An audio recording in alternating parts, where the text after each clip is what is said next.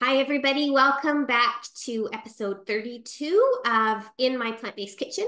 I am Emma. I'm a registered holistic nutritionist and a certified plant-based chef. And today is the day of the week that I invite you into my kitchen to talk all things plant-based, recipes, inspiration, nutrition information, and more. So, over the past few weeks, if you've been watching the channel, you'll know that we have been we've been going through a three-part heart health series, and we've just wrapped that up. Three-part series on nutrition and heart health. And as a result of that, several people reached out to me about doing another series on nutrition and gut health, which is actually one of my very favorite things to talk about. I'm so fascinated by the health impact of our microbiome and how that impacts our overall health. So that's what we're going to be talking about for the next few weeks. And I'm going in that whole process, I'm going to share information on key foods to include to encourage a healthy gut, as well as some that you may want to think about avoiding or reducing in your diet or eliminating altogether. And in each episode, I'm going to share one of my favorite gut healthy recipes and talk about why it's gut healthy as we make it together. So before we get started with this, though, I just want to say a quick note or a quick little caveat, I guess, that the information in this video and the ones to follow is geared toward healthy people who want to learn more about the microbiome and the best foods to support gut health.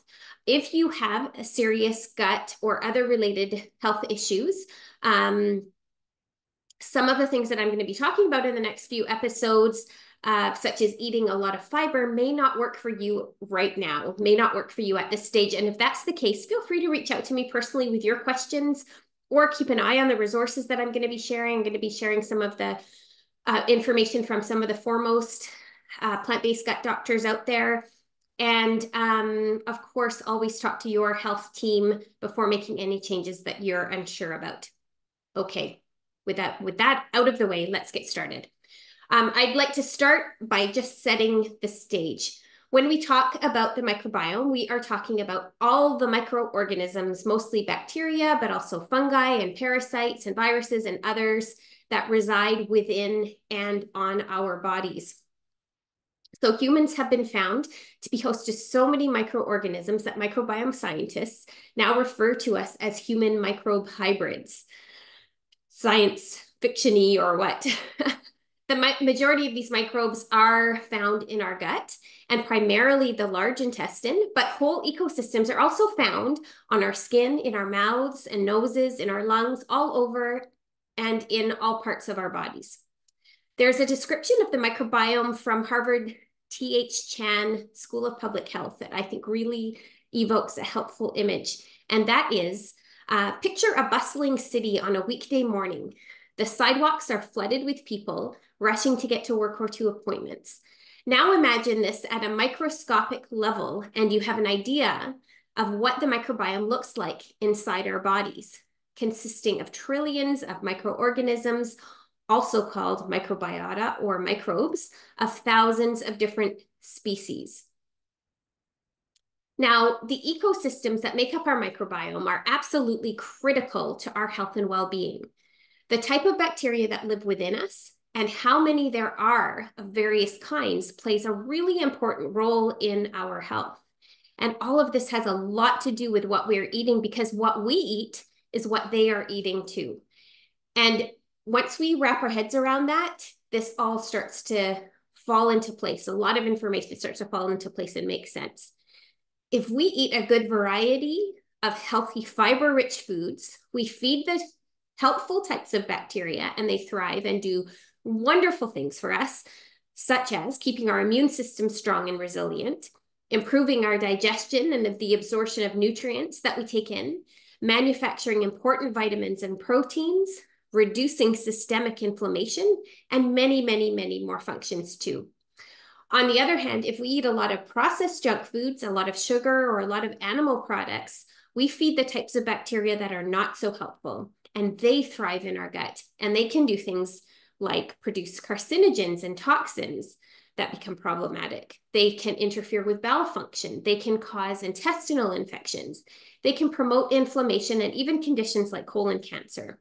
So these microscopic critters also have a lot more control over our minds and feelings and actions than we ever dreamed was possible. And there's a lot of emerging science on this all the time. Scientists have been learning more and more in recent years about how microbes can make us have cravings and how they're related to anxiety and depression and even weight loss and weight gain. We're going to be talking a lot more about these things in the weeks to come, but for now, just suffice it to say that our microbiome is a critical piece of our health, and we can do a lot to make sure it's healthy and helpful to us through the foods that we eat.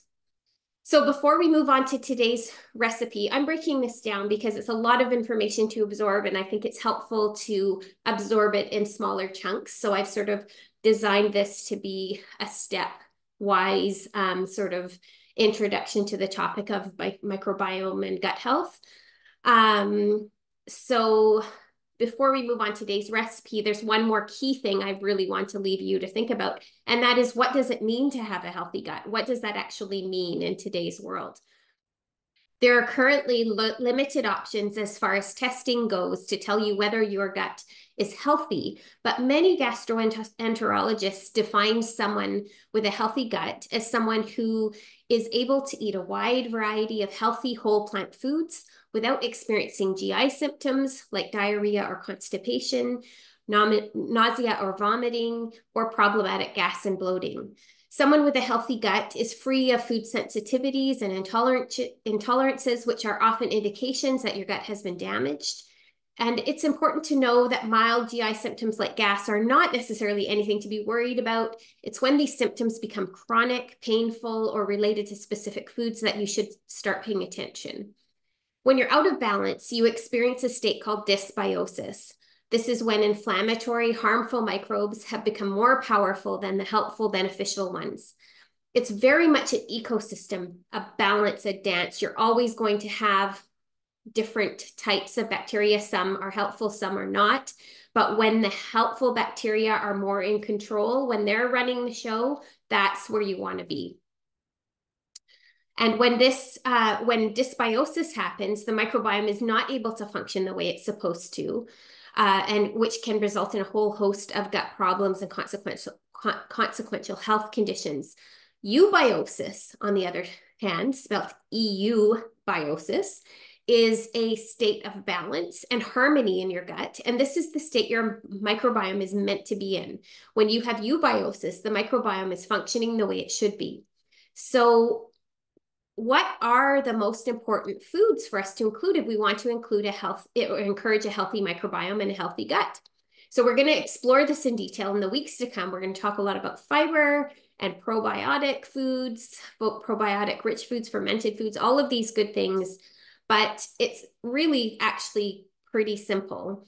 Let's start with the big player, and that is a good variety of fiber-rich plant foods, because only plant foods have fiber. These are the things that our healthy gut bacteria thrive on. And because beans and legumes are some of the most fiber-rich foods in the plant kingdom, this is another really great reason to make sure you're getting your beans and your lentils in on a regular basis. We're going to talk about, as I mentioned, fiber extensively next week, but for now, I want to share a recipe with you. That's probably enough nutrition for today. So we're going to make a red lentil sweet chili hummus. Hummus is a food that a lot of people are becoming more and more familiar with, and it's a good way, an easy way to get more beans into your life in the form of a snack food. But don't just get stuck on hummus that's made with chickpeas. Hummus can be made from all kinds of different things, and it keeps things interesting, keeps your diet more diverse, and it's just really yummy. So I have a recipe I want to share with you here right now. Like I said, sweet chili hummus. And I've already prepared some of the things ahead. This is a really great recipe to make when you have batch cooked a bunch of sweet potatoes. We talked about that in another episode. There's so many things you can do with sweet potatoes. So when I cook them, I tend to batch cook them. I didn't have one today, so I stuck one in my Instant Pot. So I just cooked this guy up, and it took about 30 minutes. So you can see my Instant Pot behind me. You can just do sweet potatoes very easily in those. This makes a small batch, but you can absolutely make a bigger batch of this if you like. So what we are going to put in this hummus, my food processor is over there. So actually, we're going to start out with garlic, 1 clove of garlic. And just to save you time, since we're putting everything into the food processor anyway, you don't have to mince this up. Just peel it and put it into your food processor first. This is key because you don't want chunks of garlic, right? You want it to be minced up. But when you do this, whenever I make hummus, I do this. You can just mix it up first, and the food processor does all the work for you. For one clove, it's not such a big deal, but it's nice when you have a few cloves and you don't have to mince them up. That's the easier, the better, right? So the next thing is we want about half a cup of sweet potato. So I actually don't need this whole sweet potato. That's probably about half a cup. I'm going to eyeball it. I am going to put the skin in as well. You don't have to if you don't want to, although I will cut this little hard nub at the end off. But there are 10 times the antioxidants in the skin of a sweet potato than in the flesh. You can see it's nice, beautifully soft from the pressure cooking. The skin is another type of fiber that is your microbiome is going to love. It's got more antioxidants, it's got more fiber. If you're if you're willing to try something a little bit different texture-wise, this is a great thing to do. So I am going to put that whole thing in. I have also got a half a cup of, well, it's cooked up to be more than half a cup, but it was a half cup of dried red lentils, these are split red lentils. So I cooked this up with just half a cup of water, which is less than you would normally cook red lentils with, but I didn't want it to be too wet for my hummus. So I cooked that up. It took 10 minutes. So like I said, if you've got some of these things left over, it would be even faster, but it also doesn't take much time. Red lentils are so easy to cook. Just put them on the stove, bring them to a boil, cook them for about 10 minutes, and away you go. So we've got our garlic, our sweet potato, and our red lentils in there. If you want to make this recipe with white beans or, chickpeas or maybe navy beans or something like that, that would be great too. Switch it up, use different types of beans. All beans are wonderful for you, but they all have slightly different types of fiber. They all have slightly different nutrients. So it's great to make sure you're getting a variety. And hummus is a great way to switch things up, especially hiding some of those beans that maybe you don't eat as often or your family doesn't eat as often. So for our liquid in here, we're going to want some freshly squeezed lemon juice. I'm actually going to use my lemon juicer here because these lemons have a lot of seeds in them. And 2 tablespoons is usually about what you get in 1 juicy lemon, which this is pretty juicy. So I think we will probably have enough here. About right. And you can adjust the amount of lemon juice if you don't want it to be quite as zesty. If you want it to be more zesty, you could add some lemon zest as well. That would be really nice. Or you can use just a little bit of water. We are also going to add just about a teaspoon of maple syrup, just to add a little bit more because we're doing the sweet chili thing. That is optional. You don't have to add maple syrup if you don't want to. And then the other thing we want to add is some ancho chili powder, or I have an actual ancho chili from a little can of ancho chilies. So I'm going to add that. I like mine spicy, so I've added the whole thing. And then finally, just a pinch of salt. I think the recipe says 1/4 teaspoon, so just a little pinch. It's going to be great. And that is it. Super easy.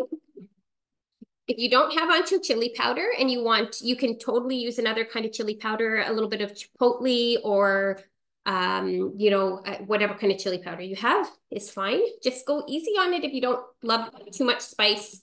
You can always add more, but it's hard to take it out.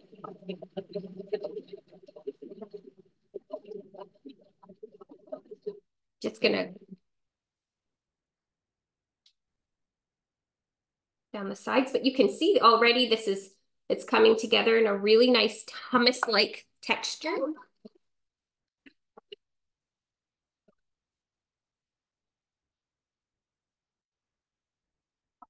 You could also use lime juice. Lime juice is really nice as well.